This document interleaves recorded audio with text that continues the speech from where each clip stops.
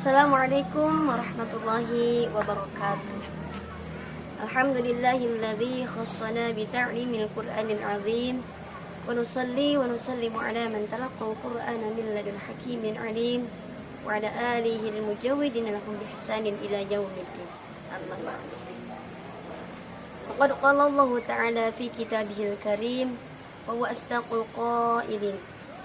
أعوذ بالله من الشيطان الرجيم بسم الله الرحمن الرحيم شهر رمضان الذي أنزل فيه القرآن هدى للناس وبينات من الهدى والفرقان فمن شهد منكم الشهر فليصم ومن كان مريضا أو على سفر فعدة من أيام أخر يريد الله بكم اليسر ولا يريد بكم العسر ولتكملوا العدة ولتكبروا الله على ما هداكم ولعلكم تشكرون صدق الله العظيم.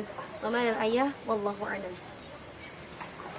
Hadirin rahimakumullah, berbicara mengenai Ramadan, manusia seiring berjalannya waktu, umat muslim semakin maju. Ilmu pengetahuan sangat mudah didapatkan. Begitupun motivasi-motivasi ibadah sangat mudah diakses kapanpun dan dimanapun. Namun, berkembangnya teknologi dan majunya informasi, sudahkah kita mengetahui ada peristiwa apa yang terjadi di bulan Ramadan ini? Ya benar, bulan Ramadan adalah bulan diturunkannya Al-Quran, sebagaimana yang telah dibacakan di mukadimah tadi dalam Quran Surah Al-Baqarah ayat 185. Hadirin yang berbahagia, pernahkah terbesit dalam pikiran kita, dewasa ini umat Islam saling banyak berbondong-bondong mengajak untuk banyak bertilawah Al-Quran, bahkan sampai menghafalkannya? Ada satu pertanyaan, apa itu Al-Quran? Mungkin kebanyakan di antara kita akan menjawab bahwa Al-Quran adalah firman Allah, kitab suci umat Islam, atau bahkan mungkin ada sebagian di antara kita yang hanya tahu bahwa Al-Quran adalah surat Yasin saja, surat Al-Waqiah saja, atau surat Al-Mulk saja. Bukankah begitu hadirin?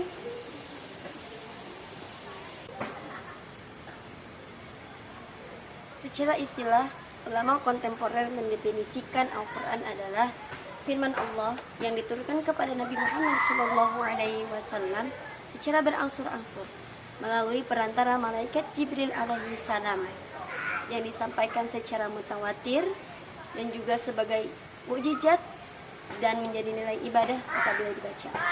Bahkan sebagian ulama menambahkan yang ditulis pada mushaf-mushaf.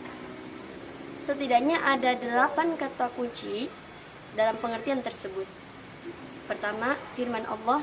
Yang kedua, secara berangsur-angsur. Yang ketiga, Jibril alaihi salam yang membawa. Yang keempat, Nabi Muhammad SAW yang diberikan wahyu. Dan yang kelima, menjadi nilai ibadah apabila dibaca.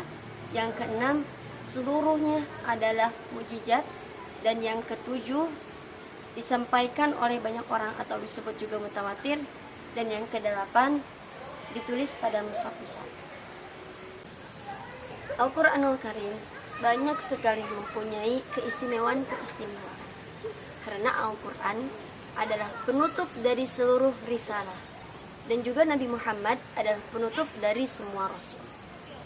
Pada bulan suci Ramadan, Al-Quran diturunkan. Setidaknya ada 2 tahap menurut para ulama. Tahap pertama, Allah menurunkan Al-Quran dari Lauhil Mahfuz, diturunkan ke Baitul Izzah atau disebut juga langit dunia pada malam Lailatul Qadar.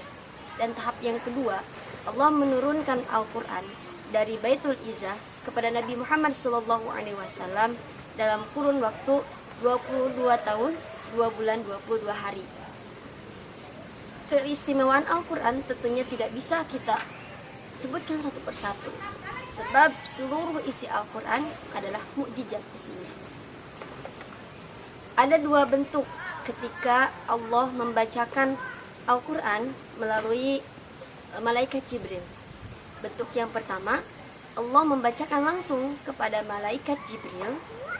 Kemudian malaikat Jibril menyampaikan kepada Nabi Muhammad SAW menurut pemahamannya, tidak sama seperti lafaz yang Allah sampaikan.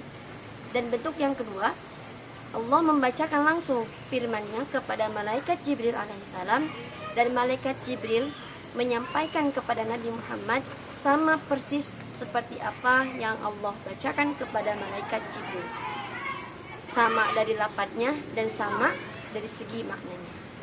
Sehingga Imam As-Suyuti meringkas bahwasannya bentuk yang pertama disebut hadis kursi dan bentuk yang kedua disebut Al-Qur'anul Karim.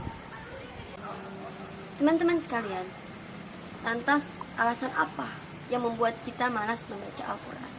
Sedangkan Nabi saja belajar langsung dari malaikat Jibril, yang mana malaikat Jibril diajarkan oleh Allah Subhanahu wa Ta'ala secara langsung. Nabi mengajarkan Al-Quran kepada para sahabat, sahabat mengajarkan Al-Quran kepada para tabi'in, dan tabi'in menyampaikan Al-Quran serta mengajarkannya kepada ulama yang sampai kepada kita hingga saat ini. Jadi teman-teman sekalian, mari pada bulan Ramadan ini kita perbanyak membaca Al-Quran. Karena pada bulan Ramadan setiap amal itu dilipat gandakan. Jadi mari kita banyak membaca Al-Quran. Semakin banyak kita membaca Al-Quran, semakin banyak pula ilmu pengetahuan yang akan kita dapatkan. Juga ketahanan kita terhadap Al-Quran, berlama-lama dengan Al-Quran, berbanding lurus dengan pengetahuan kita seberapa banyak tentang Al-Quran. Jadi teman-teman sekalian, yuk kita pelajari Al-Quran, yuk kita banyak membaca Al-Quran, agar Ramadan ini menjadikan banyak kebaikan kepada kita, melatih kita untuk menjadi lebih baik, untuk mempersiapkan diri selama bulan-bulan yang akan datang, sehingga kita lebih siap, lebih matang, dan juga lebih baik menyambut Ramadan yang akan datang. Sekian yang dapat saya sampaikan, semoga bermanfaat, semoga menambah kecintaan kita terhadap bulan Ramadan dan juga terhadap Al-Quran. Wassalamualaikum warahmatullahi wabarakatuh.